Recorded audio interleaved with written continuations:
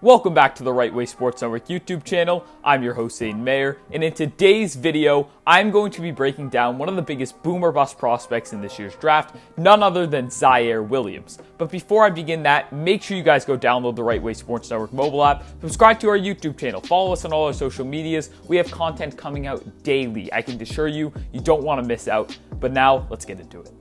Ziaire Williams entered the year with top 5 hype, top 5 aspirations, and now a lot of people are questioning, is he even a lottery pick in this year's draft? I'm going to answer that question at the end. But now, before I start that, I want to break down his game because you need to know the scoop on the guy to form your own opinion. So offensively, first I want to talk about the shooting because I think given his skill set, he's going to need to become a very solid shooter, if not a great shooter, to really succeed and have the success of a lottery pick in this year's loaded draft class.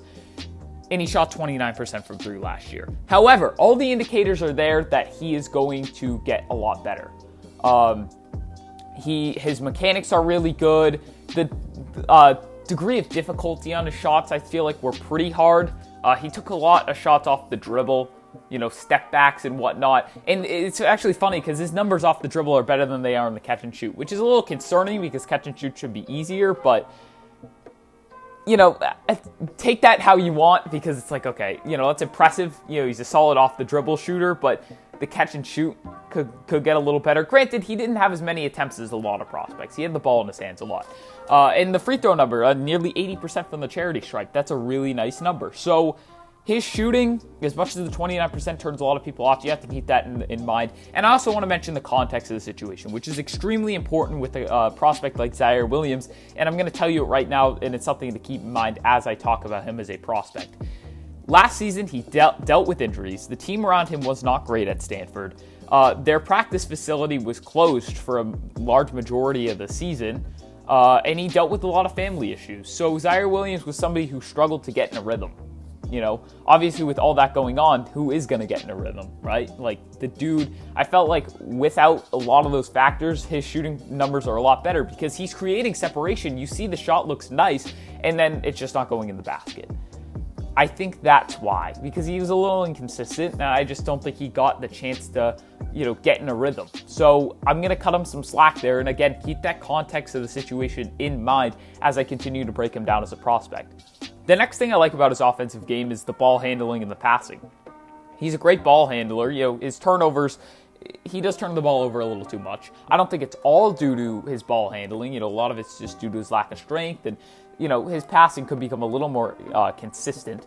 But overall, he's a very solid ball handler. Again, he can create plenty of separation, particularly on the perimeter. And then as a passer, that was really one area of his game that impressed me. He was kind of coined as this score-first wing coming out of high school, and he was a really good passer last year. He was. He's a super smart player. I mean, he's at Stanford not just due to his athletic ability. He's super smart. And it shows on the basketball court. He's got a very high IQ. However, there are still plenty of issues. Obviously, I already talked about the fact that he was still inefficient from 3. I'm going to cut him a lot of slack there. I think he'll be good from 3. But, the 29% is still concerning. And the catch and shoot numbers were not great. But his finishing is bad. He's not a good finisher. He really doesn't attack the hoop all that much. Obviously, the lack of strength really hurts him. He lacks strength, and I think that affects his mindset. He just doesn't attack the hoop very often at all. He's just averse to contact, constantly would rather get into a step back or float away. And his touch is solid, but you can't just rely on that. You have to attack the hoop, especially if you want to untap his playmaking potential. Right now, his passing is farther along than his playmaking is. Because as much as he can create for others, he draws some double teams on the perimeter at times. But a lot of his passing success, a lot of his creating for others is just out of the pick and roll and transition. That's not actually creating for others. That's the difference between passing and playmaking.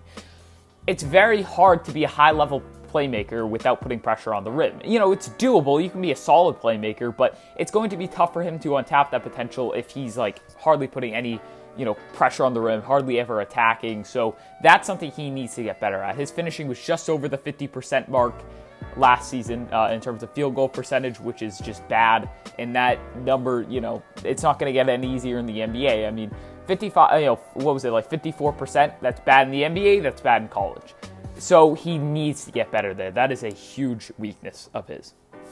Defensively, overall good. Like, he's a very good defender. In space, he's very good. I feel like he's a fairly versatile on-ball defender. His lack of strength, again, does hurt him against bigger guys, but he moves really well in space. He's agile, fluid hips, moves well laterally. He's got plenty of length and height. So he's a good on-ball defender, again, particularly on the perimeter. And then off the ball, I want to see him become more consistent. Sometimes he's just lackadaisical. What's the term? Lackadaisical. It's one of the toughest words for me to pronounce. But he has a lot of flashes of like awesome team defense, and overall I think he's a good off-ball defender.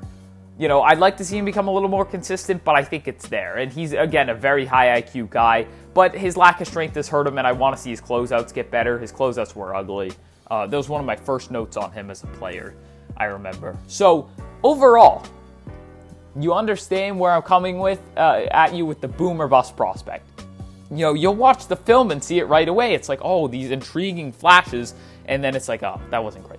So when I first watched Ziaire Williams, that was around the time where he was, it was earlier in the season. He was still getting some top 5 hype. I remember, Thomas Stapleton, go check him out here at TWSN. He's posting a ton of draft content. He had him as high as 4 at one point, even, a month or 2 into the season.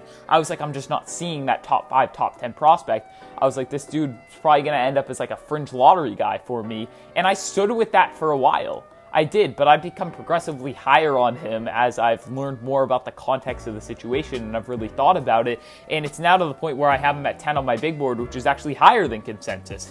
How the tables turn, right? I just think again, as I see the more context of the situation, I could see him hitting his upside. I really can. A lot of it's going to depend on where he goes. I think he's in play by the 9th overall pick with the Sacramento Kings. Once they're on the clock, Ziaire Williams is really in play. Who knows, maybe even 8th to the Orlando Magic. I think that's really his ceiling, as high as he'll go. And then the latest he'll go is probably late lottery. Maybe early 20s if everything goes wrong, but I'd probably say late lottery is his floor. So yeah, he's going to go somewhere from mid to late lottery to, late teens. That's his draft range. I'm really interested to see where he goes in the draft and what team takes him, right? That's the big thing, because he's somebody that is going to be somewhat team reliant, because he still has a lot of developing to do if he wants to pan out as a lottery level prospect. And, a 10th ranked prospect like where I have him. I'm actually, again, higher on him than consensus. That ranking is subject to change. But that's my breakdown on Ziaire Williams. Leave a comment down below. Do you think he's a lottery level prospect? Where do you have him on your big board? Let me know. He's one of the most interesting prospects to talk about in this year's draft. And this year's draft has a lot of intriguing prospects. But again, make sure you guys go download the Right Way Sports Network mobile app. Subscribe to our YouTube channel. Follow us on all our social medias. We have content coming out daily for you guys. We have over 50 guys here. I know I stressed this at the beginning, but I'm going to say it again because our guys put in so much work each and every day. I can assure you don't want to miss out. The content's awesome. We're only going to get better and better. TWSN is on the rise. We are going to take over. But again, thank you guys for watching, and I'll see you guys next time.